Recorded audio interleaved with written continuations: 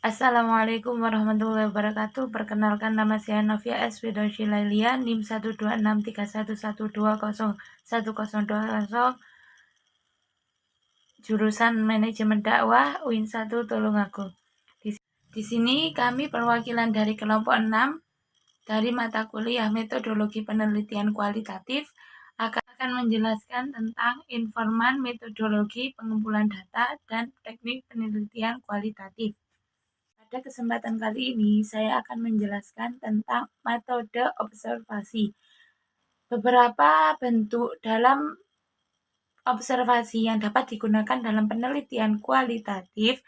Yang pertama, observasi partisipasi. Yang kedua, observasi tidak berstruktur. Dan yang terakhir, metode observasi kelompok. Observasi partisipan atau partisipan observer.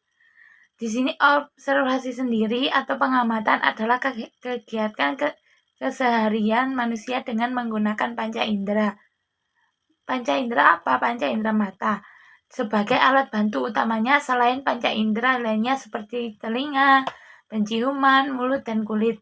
Karena itu, observasi adalah kemampuan seseorang untuk menggunakan pengamatannya melalui hasil kerja panca indera mata, serta bantuan lainnya dengan panca indera. Di dalam pembahasan kata observasi dan pengamatan secara bergantian, seseorang yang sedang melakukan pengamatan tidak selamanya menggunakan panca indera saja, tetapi selalu dikaitkan dengan apa yang dilihatnya, dengan apa yang dihasilkan oleh panca indera, seperti apa yang didengar, apa yang dicicipi, apa yang dicium, dan apa yang dirasakan oleh sentuhan-sentuhan kulitnya. Dari pemahaman observasi atau pengamatan, dapat sebenarnya dimaksud dengan observasi adalah metode pengumpulan data yang digunakan untuk menghimpun data melalui pengamatan dan penginderaan. Suatu kegiatan baru yang dilakukan sebagai kegiatan pengumpulan data apabila memiliki kriteria sebagai berikut. Yang pertama, dilakukan dalam penelitian dan dilaksanakan dengan secara serius. Di sini, apabila penelitian tidak dilakukan secara serius, maka penelitian tidak akan terjadi. Dua, harus berkaitan dengan tujuan penelitian yang telah ditetapkan, dicatat secara sistematis dengan proporsi umum, dan bukan dipamerkan sebagai suatu yang hanya menarik perhatian. Jadi, metode observasi atau suatu penelitian apabila tidak terpenuhi ketiga kriteria tersebut, maka tidak bisa dikatakan suatu penelitian. Selanjutnya, observasi tidak berstruktur. Observasi tidak berstruktur dimaksud observasi dilakukan tanpa menggunakan guide observasi. Dengan demikian, pada observasi ini, pengamat harus mampu secara pribadi mengembangkan daya pengamatannya dalam mengamati suatu objek.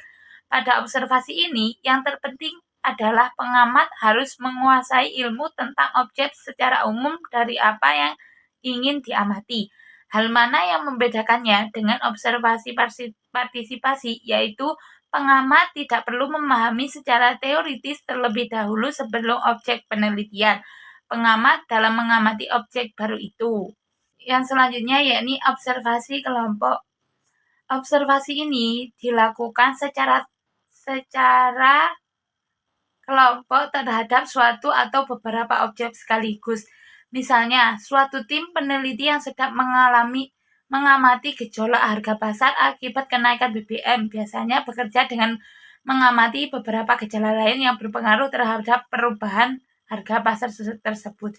Jadi, observasi kelompok ini terjadi bukan satu orang, tetapi beberapa orang atau satu tim untuk menemukan suatu yang diteliti. Metode dokumenter adalah metode pengumpulan data yang digunakan dalam metodologi penelitian untuk menelusuri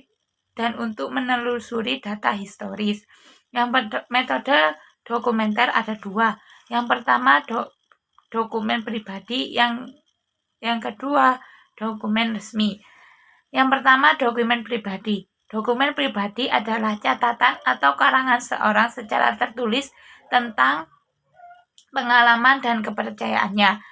Dokumen pribadi berupa buku harian, subpribadi, dan atau biografi. Yang kedua, dokumen resmi. Dokumen resmi terbagi atas dokumen intern dan ekstern.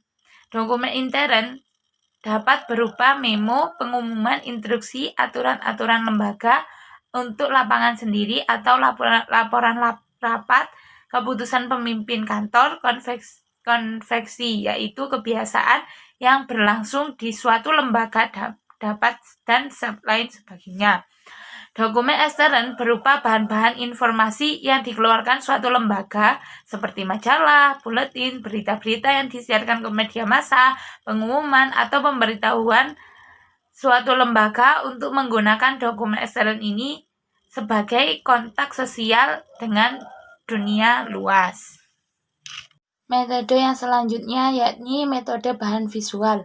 Fotografi mengungkapkan semua komponen dunia yang dapat didefinisikan, namun untuk dapat interpretasi haruslah memiliki pengetahuan yang cukup. Bahan fotografi saat ini jenisnya bermacam-macam seperti foto, grafis, film, video, mikrofilm, slide, dan sebagainya, sehingga disebut saja semuanya sebagai bahan.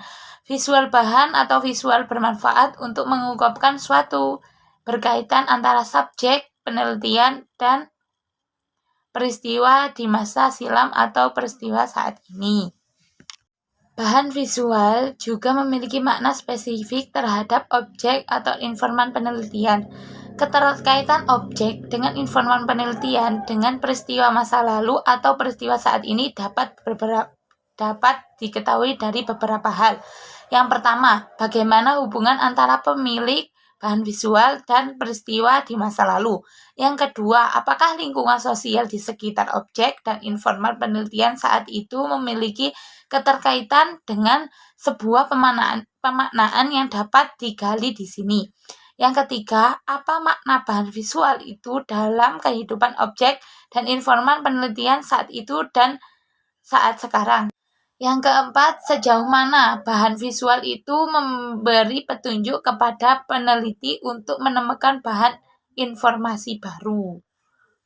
Secara teknis, menggunakan metode ini mensyaratkan peneliti mempunyai pemahaman teknis terhadap teknologi informasi. Artinya, peneliti harus memiliki keterampilan mengoperasikan komputer dan media online seperti umpamanya internet. Peneliti juga dituntut memahami bahasa komputer yang didominasi oleh bahasa Inggris komputer. Namun, di beberapa situs di Indonesia telah dirancang menggunakan bahasa Indonesia sehingga memudahkan untuk pencarian. Yang selanjutnya, metode penelusuran data online. Metode penelusuran data online yang dimaksud adalah tata cara melakukan penelusuran data melalui media online seperti internet atau media jaringan lainnya yang menyediakan fasilitas online. Secara teknis, menggunakan metode ini mensyaratkan peneliti mempunyai pemahaman teknis terhadap teknologi informasi. Artinya, peneliti harus memiliki keterampilan mengoperasikan komputer dan media online seperti umpamanya internet dan lain sebagainya.